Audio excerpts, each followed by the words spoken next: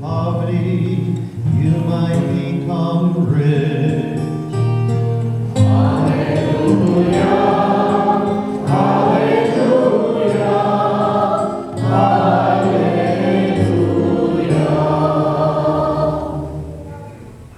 The Lord be with you. And with your spirit. A reading from the Holy Gospel according to Luke. Glory to you. Jesus said to his disciples, a rich man had a steward who was reported to him for squandering his property. He summoned him and said, "What is this I hear about you? Prepare a full account of your stewardship, because you can no longer be my steward." The steward said to himself, "What shall I do now that my master is taking the position of steward away from me? I'm not strong enough to dig, and I'm ashamed to beg. I know what I shall do, so that when I'm removed from my stewardship, they may welcome me into their homes." Called in his master's debtors one by one. To the first he said, "How much do you owe my master?" He replied, 100 measures of olive oil. He said to him, "Here is your promissory note. Sit down and quickly write one for 50. Then to another the steward said, "And you, how much do you owe?" He replied, 100 cores of wheat. The steward said to him, "Here is your promissory note. Write one for 80. And the master commended this dishonest steward for acting prudently. For the children of this world are more prudent in dealing with their own generation than are children of light. I tell you, make friends for yourselves with dishonest wealth, so that when it fails, you will be welcomed into eternal dwellings. The person who is trustworthy in very small matters is also trustworthy in great ones. And the person who is dishonest in very small matters is also dishonest in great ones. If therefore you are not trustworthy with dishonest wealth, who will trust you with true wealth? And if you are not trustworthy with what belongs to another, who will give you what is yours? No servant can serve two masters. He will either hate one or love the other, or be devoted to one and despise the other. You cannot serve both God and mammon. The Gospel of the Lord. Praise to you, Lord Jesus Christ.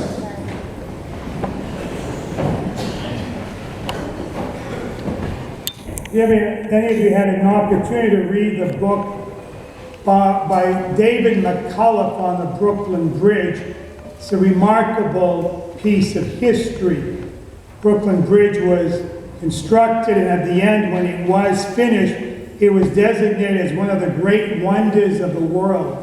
The original bridge built by the father of the architect is in Cincinnati. I've got friends from Raleigh today, and we were in Cincinnati recently, and I went over the bridge. I was thrilled. But the Brooklyn Bridge was very well, and is very well known. Well, if you believe that, I've got a bridge you can buy. The expression came from the antics of George Parker. So George Parker was a clever con man who used to convince people he could sell them the Brooklyn Bridge. They say he sold the Brooklyn Bridge as often as twice a week for 30 years. This is a true story, by the way. Now, why would anybody buy the Brooklyn Bridge? You certainly can't take it and put it in your backyard, can you? But what George Parker devised was this. He told people, if you buy the Brooklyn Bridge, to give me so much money, you can then charge a toll for people to cross it. So people would think two things. First, we'll get wealthy. And secondly, imagine a bridge that will be named after me. That would be great. So many people fell for the trap. At one point, he had made over $50,000 with his antics. People would literally think they could buy the Brooklyn Bridge. So this is a story that took place in the 1920s, and it went on for many, many years. Now, aside from being naive and perhaps a bit dim-witted, why would people believe in this? Well, because, see, when people like that, scam artists, go after people, they know exactly who they're going to go after. They may go after people who are gullible, or people who are lonely, or people who want to make money, or people who want a name for themselves. And for some it was greed, and for others it was all about vanity. He even told people you could name the bridge after yourself. So why not? So at one point, one guy asked him, he says, well, how do I know the bridge is for sale? He said, well, there's a sign right on one of the beams, which wasn't true. But the guy so wanted to believe it that he said, all right. And he paid him like $10,000 that day. For those who were a little bit more intelligent, what he did is he opened an office in Manhattan. And he had all beautiful pictures of the Brooklyn Bridge there. And he'd also have some bogus legal papers. People would go in, he would tell them, do you want to buy the Brooklyn Bridge? They'd say yes, and give him cash, and off he went. So he was convicted of fraud at last. Took many, many years, and spent the last 9 years of his prison in New York's Sing Sing prison. They finally caught up to him. It's quite a story. You don't have to go back 100 years to see people who have cleverly disguised themselves as great men of fortune. No one appeared to work harder and look brighter than Bernie Madoff. You've all heard of Bernie Madoff. He's the one who held a high position at Wall Street. Not only that, but he had people, great charities and businessmen and women from all over the country who went up to him and asked him to invest their money because he told them he would make so much money for them. So, but what he was doing, as you know, was a Ponzi scheme that came to light in the year 2008. Investigators estimated the amount of money he cheated people out of came to about, listen to this, $64.8 billion. $64.8 billion. Now, he thought he was smart. He was for many years, but he was also a cheat. So I don't know if you know, but he's in jail for the next 150 years at a federal prison system. Now, that happens to date. As I've told you many times, some of you get these scams through email, using my name, asking for gift cards. Or I've had people here in the parish who have spent sizable amount of money saying Father Mark is sick and he needs so much money towards whatever. It's a very dangerous game that people play. And they usually go after people who are elderly or gullible, or people who think it must be me. Who else would be asking for money? But people are smart. I know of a woman who recently came to see me, who fell in love with this guy over the internet. It was a dating thing. And he asked her to send him money. He was very kind to her, nice to her, loving to her. She was lonely. So after a few months, she started sending him like thousands at a time, 20, 30,000. And finally, one day after he had milked her for a lot of money, he finally said, could you send me your computer? There'd be no evidence that way, but she didn't catch on. So she mailed him her computer. So there are a lot of scams.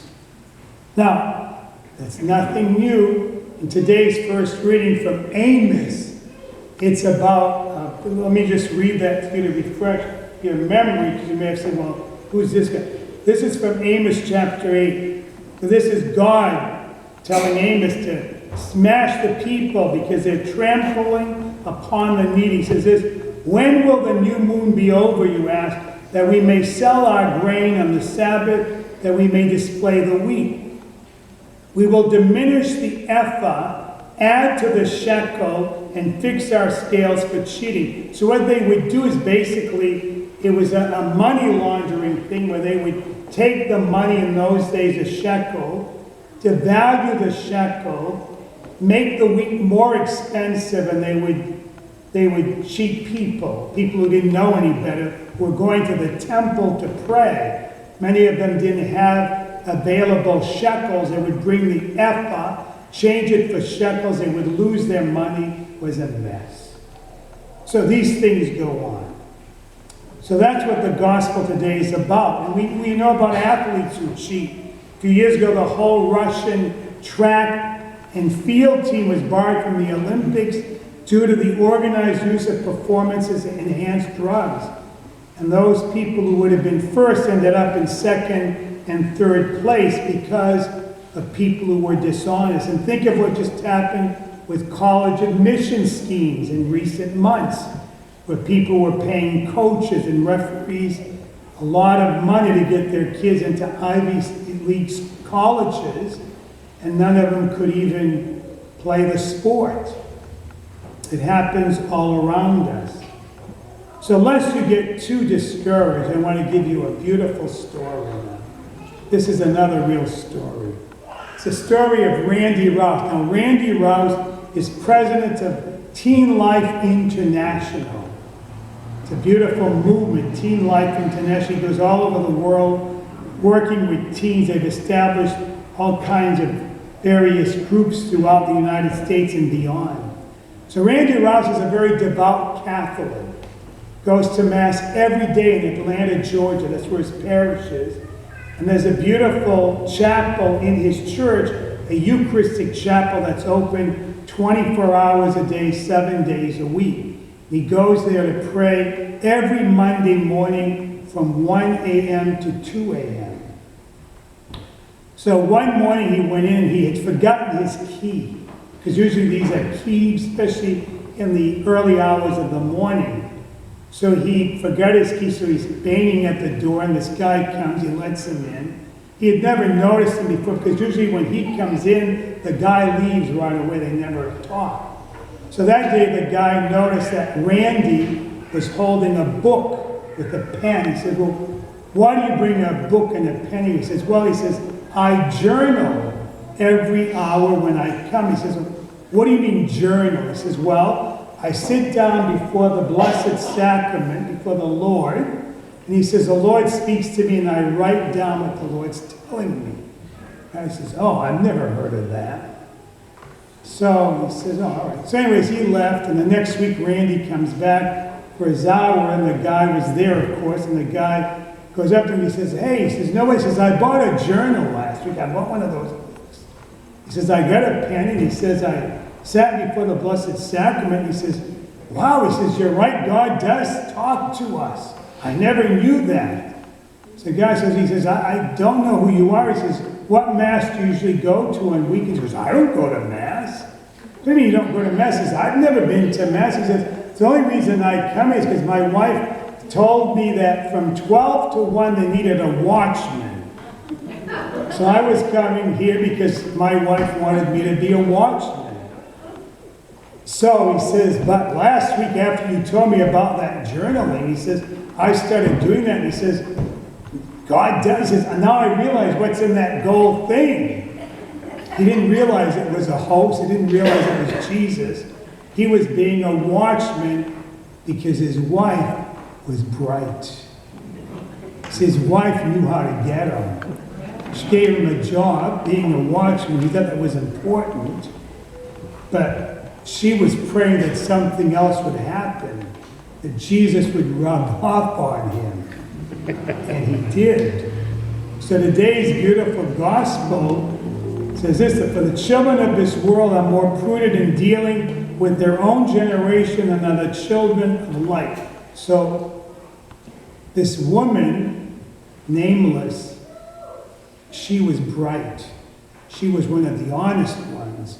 Wanted to make sure that Jesus would make a difference in the life of her husband. By the way, today I guess he's very active in his church. It's a beautiful story. So you see, Jesus says in the end, you can't serve two masters. You either, he says, hate one or love the other. You can't be on the fence. So I'm in with another little story. You know, I love Civil War stuff. So this is a story, it's a real story about a guy who wanted to remain neutral during the Civil War. So he wore gray pants for the Confederacy, and he wore a blue coat for the Union. So he was on the battlefield one day, and both sides shot at him.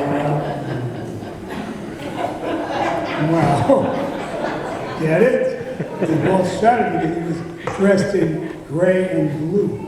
So you can't serve two masters. Either you'll be dishonest in this world, or you'll be honest and make a difference. So let's make a difference.